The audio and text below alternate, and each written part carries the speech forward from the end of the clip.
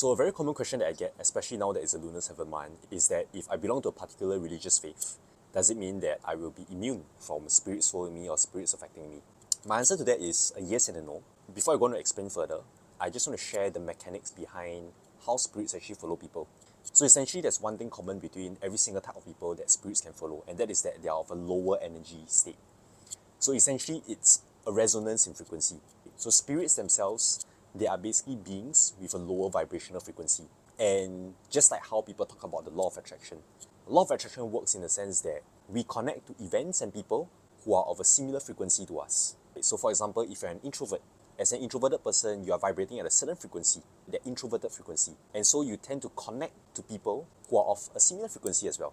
That's why they talk about how the people closest to you usually share the same traits as you. So likewise, the only type of people that spirits can actually connect to and so follow them or possess them and disturb them are people who are of a lower energy state. Similar to how these spirits, they are basically lower energy beings. So regardless of what religious faith you are, if you are of a lower energy state, then you will definitely still be prone to being followed or possessed by spirits. There's no exception. So it doesn't mean that you just slap on a label that I'm from X religion, that means you're automatically immune to all these kind of spiritual attacks. Definitely not. But with that being said, there's still some level of truth in the statement that, oh, I'm a certain religion, for example, I'm a Christian, so automatically these spirits won't follow me.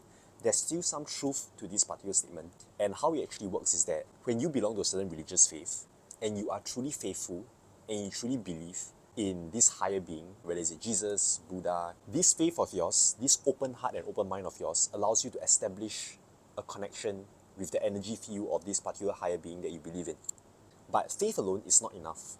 Engaging in the right spiritual practice, which is why different religions have different rites and rituals. Like when we go to a temple, we light the jaws, we do bowing, we do kowtowing. All these are basically steps that helps us to connect to the energy field of this particular higher being.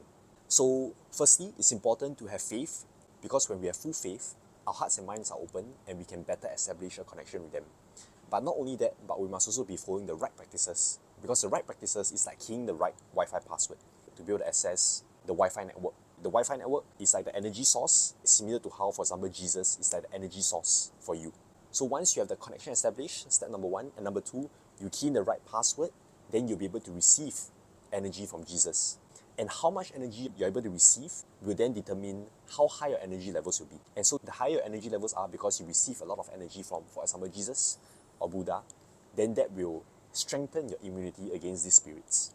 So yes, having a particular religious faith or particular spiritual practice definitely makes you more immune to spiritual attacks compared to people who do not have a faith at all. But that being said, the immunity doesn't happen automatically. It doesn't mean you slap on a label that you belong to a particular religion, then you'll be automatically immune. True immunity comes from having higher energy levels. And higher energy levels comes from the above steps that I still mentioned. So at the end of the day, the most important thing that we all want to do is to raise our energy levels. So if you're looking to raise your energy levels, but if you're not sure whether your current spiritual practice is helping you to receive the energy you need, I run free weekly Zoom meditation classes with my spiritual teacher, where she helps participants to connect to the universe, to receive energy from the universe directly. This will be a religiously neutral method that everyone can join in, and it'll be a very simple, surefire way for you to be able to receive energy and raise your energy levels. So if any one of you might be keen to join these free weekly Zoom meditation classes, just drop me a DM and I'll send you the Zoom link. Hope this value adds to you.